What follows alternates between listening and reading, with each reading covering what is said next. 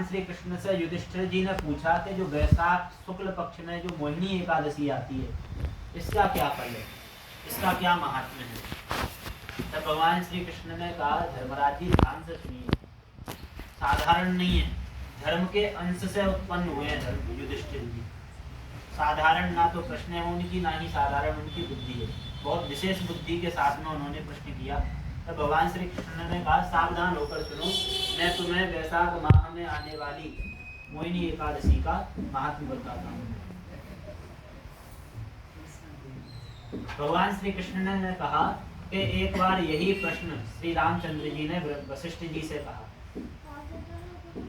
जब रामचंद्र जी ने युद्ध जीतने के बाद, अयोध्या का राज्य शासन प्राप्त होने के बाद में लौकिक धर्म का पालन करते हुए, भगवान श्री रामचंद्र जी तो सब जानते थे, किंतु एक मर्यादा को स्थापित करने के लिए, जिससे ऐसा ना हो कि लोग कुछ भी कहते रहें और मैं सब कुछ स्वीकार करूं, लौकिक दृष्टि को देखते हुए सीता मैया का त्याग कर दिया। किंतु भगवान राम इससे बहुत ही दुखी थे, उस विरह वेदना में जल रहे थे। तब भगवान श्री रामचंद्र जी ने वशिष्ठ जी से पूछा कि हे गुरुदेव, मन को शांति प्रदान करने वाला और जो पापों का क्षय, क्योंकि मैंने जो पाप किया है मुझे इसका भान है, जो सीता मैया निर्दोष सीता का जो मैंने त्याग किया है इसका मुझे भली भांति ज्ञान है, किंतु लौकिक दृष्टि को देखते हुए, क्योंकि वो सब जानते थे कि मन को शांति दे और पापों का क्षय हो, ऐसा कोई उत्तम व्रत बताओ, क्योंकि व्रत तो बहुत से हैं, कोई उत्तम व्रत बताओ जो कि पापों का क्षय भी करे और मन को शांति प्रदान करे। तब वशिष्ठ जी ने भगवान श्री रामचंद्र जी से कहा कि वैसे आपके लिए कुछ भी असंभव नहीं है, आपका नाम ही लोगों को पवित्र करने वाला है। तब भी आपने जो प्रश्न किया है वो लोक कल्याण के लिए, इससे लोगों को एक नई शिक्षा मिलेगी, इस उद्देश्य से आपने ये प्रश्न किया है। तो आप भी ध्यान पूर्वक सुने, क्योंकि वक्ता का एक, जो वक्ता माने कहने वाला, उसका एक धर्म होता है कि श्रोताओं का ध्यान रखे। ऐसा ना हो तो वो कहे ही जा रहा है, श्रोताओं की समझ में नहीं आ रही है, समझ में आ रही है तो कोई सो रहा है या फिर कोई इधर उधर ध्यान दे रहा है। इसलिए भगवान श्री रामचंद्र जी से वशिष्ठ जी कह रहे हैं, सावधान होकर सुनिए, जबकि सोचिए वो राम है, मर्यादा पुरुषोत्तम राम है। जब जब किसी वक्ता ने कुछ विशेष बात कही है, श्रीमद् भागवत का प्रारंभ होता है तो वहाँ पे भी सावधान तया सुनु, यानी कि मैं आपको बता रहा हूँ, उसे सावधान होकर सुनो। तो सावधानी का बहुत महत्व है, हमेशा सावधान रहना चाहिए। रात में चौकीदार भी चिल्लाते रहते हैं सावधान, अब तो नहीं, अब तो सीटी का समय चल गया, तो पहले सावधान जागते रहो। तो श्रोताओं को भी हमेशा सावधान करना वक्ता का धर्म है। वशिष्ठ जी ने कहा, सावधान होकर सुनिए। एक बार क्या हुआ कि सरस्वती नदी के तट पर एक द्युतिमान नामक राजा रहते थे। सरस्वती के तट पर एक द्युतिमान नाम के राजा रहते थे, बहुत ही धार्मिक और प्रजापालक राजा थे, उनका शासन बहुत ही अच्छा था। उन्हीं के राज्य में एक धनपाल नामक वैश्य भी रहते थे। धार्मिक और भगवान विष्णु के परम उपासक वो धनपाल जी अपने व्यापार के साथ साथ में जो साष्ठांश यानी कि छठवां अंश होता है धर्म के लिए, उसे व्यय भी, दसवां यानी कि छठवां अंश राज्य शासन के लिए होता है और दशांश धर्म के लिए होता है। इस प्रकार 16 अंश यानी कि 100 रुपए यदि कमाएं तो उसमें से 16 रुपए, 6 रुपए तो राजकोष में देने चाहिए और 10 रुपए धार्मिक कार्यों में व्यय करने चाहिए। इस विधि का और इस धर्म का पूरा पालन करते थे।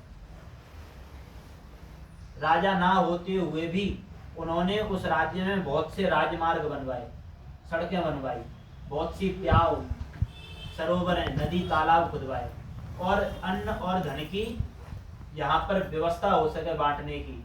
निर्धन है उनको अन्न वस्त्र प्राप्त हो सके, ऐसी भी व्यवस्था की। धनात् धर्मम, यानी कि धन करने, धर्म में व्यय करने से धर्म घटता नहीं है। धन दान देना भी एक अच्छा है, किंतु उचित जगह और उचित स्थान और उचित देश काल स्थिति को देखते हुए हमें दान करना चाहिए। तो धनपाल बहुत ही धार्मिक और विष्णु भगवान के परम उपासक थे। उनके 5 पुत्र थे। 5 पुत्रों में जो सबसे छोटा पुत्र था उसका नाम था धृष्ट बुद्धि। यथा नाम तथा गुण, जैसा उसका नाम था वैसा ही उसका गुण भी था। पहले जो नाम होते थे वो भी देख के रखे जाते थे। कईयों बार गुण के कारण रख दिए जाते थे, और कईयों बार उनमें ऐसा गुण आ जाए इसलिए ऐसे नाम रखे जाते थे। अब तो ऐसे नाम रखे जाते हैं जिनका कोई अर्थ भी नहीं है। आपने कथाओं में खूब सुना होगा, किंतु वस्तुतः ये सैद्धांतिक बात है। जैसा हम नाम रखेंगे वैसा वैसा धीरे धीरे उसका स्वभाव और आचरण भी हो जाएगा। किसी का नाम उद्दंडपने का रख दो, उसके आचरण भी बिल्कुल वैसे ही हो जाएंगे। जैसे टिंकू नाम है, टिंकू नाम अंग्रेजी नाम है, हिंदू नाम नहीं। टिंकू माने उद्दंड बालक, टिंकू का शब्द ही है। उद्दंड माने निरंकुश, जिसके ऊपर अनुशासन ना किया जा सके। तो यदि ऐसा नाम रखेंगे तो धीरे धीरे उसमें वैसे आचरण भी आएंगे। पहले नाम अच्छे रखे जाते थे तो उसकी प्रवृत्ति कैसे हो गई। पिता तो इतने सज्जन थे, इतने साधु थे।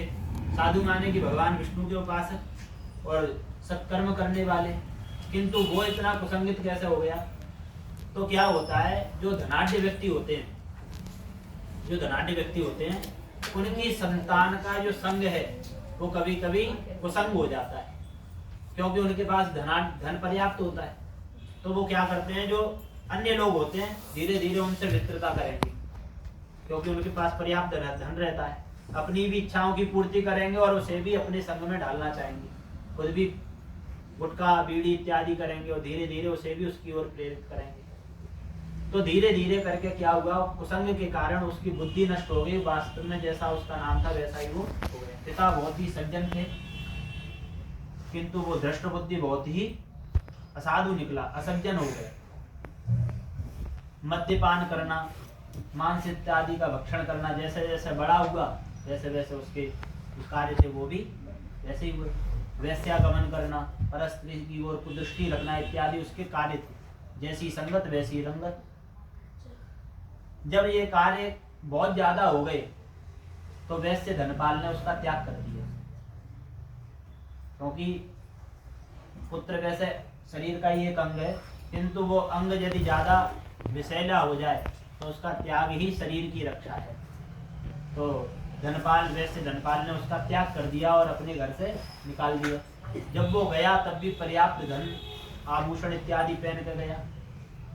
तो जब तक उसके आभूषण चले तब तक उसकी संगति भी जैसी की तैसी रही, लोगों ने उसका साथ दिया। किंतु जैसे जैसे उसके पास धन का अभाव हुआ, मित्र छोड़ के चले गए, वैश्याओं ने भी उसको त्याग दिया, सबने त्याग दिया। अब वो क्या करे, किसी भी प्रकार अपने जीवन रक्षा के लिए चोरी करने लगा। राजकोष में चोरी करते हुए पकड़ा गया, राजा ने पकड़ लिया।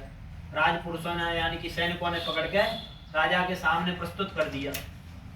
जब पहचान हुई कि ये तो वैश्य धनपाल का पुत्र है, तब पिता के सद्गुणों के कारण उसको छोड़ दिया गया।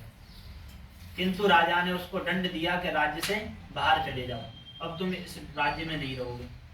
उस राज्य से बहिष्कृत कर दिया। अब वो अपने प्राणों की रक्षा के लिए, संग तो उसका पहले से इतना बुरी प्रवृत्ति का था, कंधे पर धनुष और तर्कस में पहने पहने बाणों को इकट्ठा करके शिकार करने के लिए निकल पड़ा।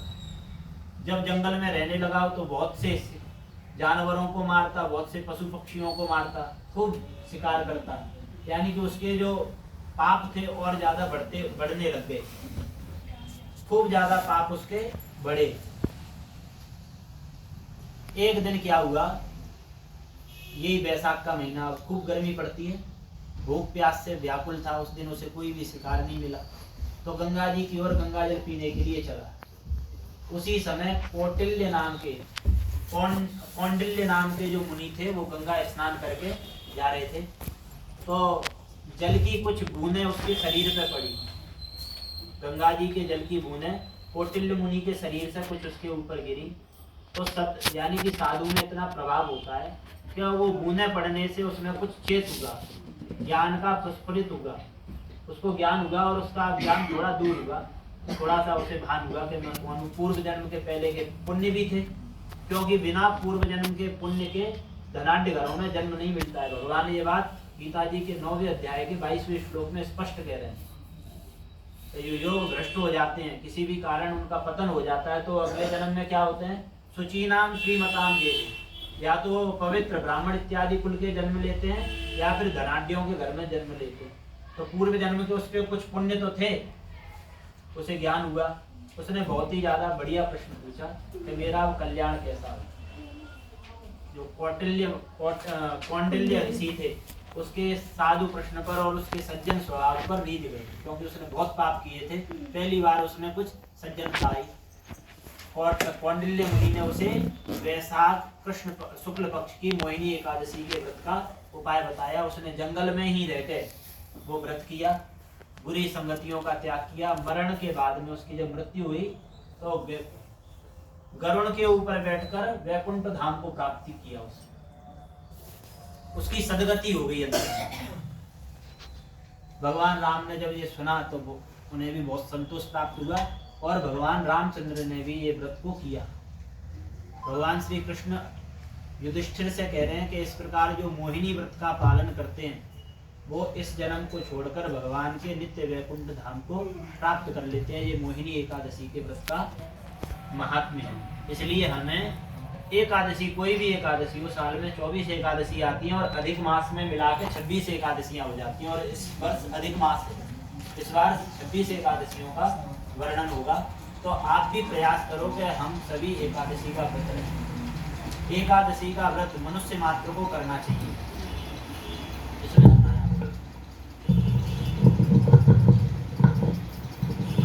जो एकादशी का व्रत है वो मनुष्य मात्र को करना चाहिए। चारों वर्णों और चारों आश्रमों के लिए एकादशी का व्रत अनिवार्य है, ऐसा कहा गया है।